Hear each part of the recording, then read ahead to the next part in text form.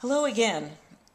I'm hopefully you've gotten to the Blackboard page and you can find the photo. This is a photo of Denise Johnson, an ironworker who was filmed by me in a documentary I did about women construction workers called Hammering It Out. At any rate, this is our announcement page, and I will put important announcements here and links to these YouTube videos. Here is the syllabus, and this is what I want to go through with you today. I'm going to have my back to you a lot. You're just going to be seeing the Blackboard page, and I hope that it will make sense to you, that you'll be able to see it well. At any rate, you have it in front of you as well. So I'm just going to sort of jog through it and try to hit the most important points that you might have questions about. So I've got my information up here, my email, the course description, the required texts, the learning outcomes. You might check on those and see what I expect you to get out of the class. The course requirements here are probably things that you're very interested in. The discussion board postings amount to 40% of the grade. So you can respond to 4 out of the 6 discussion board postings. You won't get any extra credit for doing the other 2, but it's always interesting to see what you have to say, but I will grade 4 of them. You can alternatively do 3 out of the 6 and do a project for the Labor and Social Justice Fair. And by project, I mean serve on a committee, help with volunteering that day. You can work on one of the contests, or photo contest or essay contest. You can help us do some sort of the organization. If you're interested in that, please email me as soon as possible. Otherwise, go for the 4 out of 6 discussion board questions.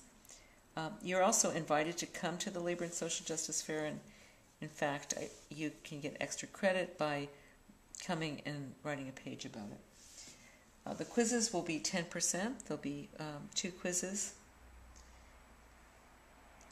and surprise quizzes. But of course, they're not that big a surprise because you're online. There's a midterm exam that's scheduled and a final exam that's scheduled. Both of these obviously are take-home exams, and you'll have them 3 weeks in advance so that you can have plenty of time to work on them and use them to think through your assignments. There will also be chat session moderation and participation, which is worth 10%. We'll have 6 chat sessions, and you'll do that through the virtual classroom, which is, I'll take you there. And 3 out of the 6 are required, and I'll be putting up a list that shows what groups everybody is in later this week. So there's the grading scale, and please do read the course policies. They're helpful in terms of understanding why late assignments are so problematic in a class like this, and that you must, do things on time.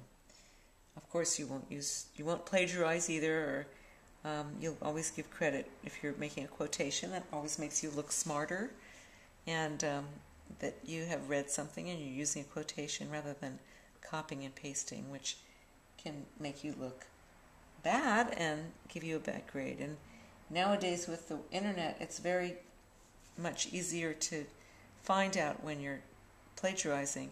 If you have a question about plagiarizing, you're not sure if you've put things in your own word, the best thing is to close the book and try to imagine explaining this to your mother, husband, daughter, friend, etc. Put things in your own words. But using a quotation and then interpreting it in your own words is fine. Okay, here's the course schedule. This is our map, our road map through the semester. So we've gone into week 1, and I've put Unit 1 in Module 1. I'm trying to stick to that, but we'll see how that works. At any rate, you're reading the Race, Gender, and Work, Chapter 1, page 3 to 9, very short chapter. Your assignment was to introduce yourself, and that's due February 1st. But most of you have already done that, and it's ungraded. So again, we've got, this is what I'm expecting you to read. Again, we're doing the discussion board. Here's the due date, and it's ungraded, but I suggest that you participate. Here, week 3, we don't have a class, and we're not doing anything that week. It's a time for you to kind of catch up if you have fallen behind, and also look forward to start doing the reading for the next week if you need to. Again, everything's laid out the same way every week. And I will be trying to do a lecture or like this, a YouTube lecture, or I'll be linking you to some online source that is to supplement your reading.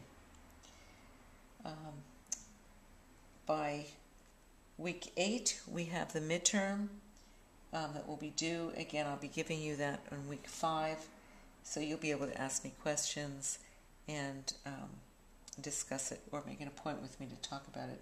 It's due the 22nd of March, and we'll be having our 3rd chat session. Please note that the chat sessions are also laid out in the schedule. All right, after the midterm, I'm going to ask you to watch one film on your own. That's North Country.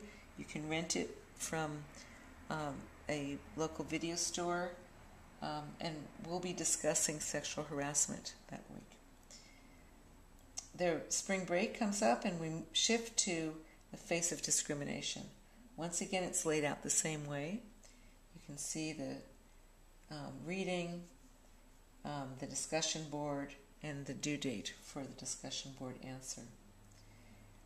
This continues down to the final. I'll be giving you the final 3 weeks before the final is due, which is 5/17. So that's actually the due date for the final. Okay. And then there's some directions of how the course works.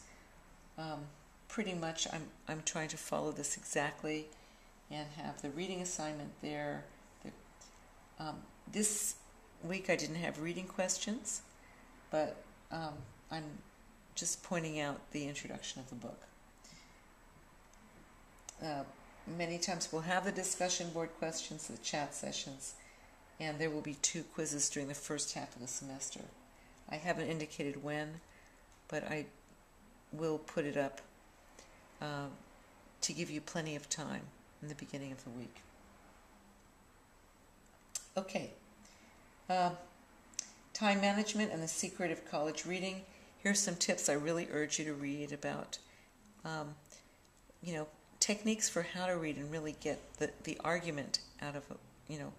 One thing I learned in graduate school is that everything you read has an argument, whether it's a newspaper article, a magazine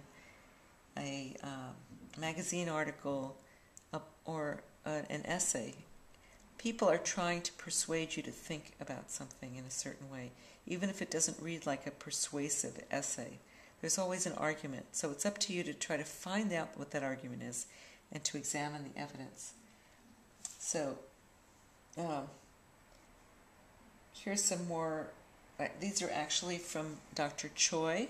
You might recognize these if you had Dr. Choi for another class. These are all her suggestions. Okay, again, I've also used her grading rubric. Using these criteria, I think they're very helpful for understanding what constitutes a good article, what constitutes good work.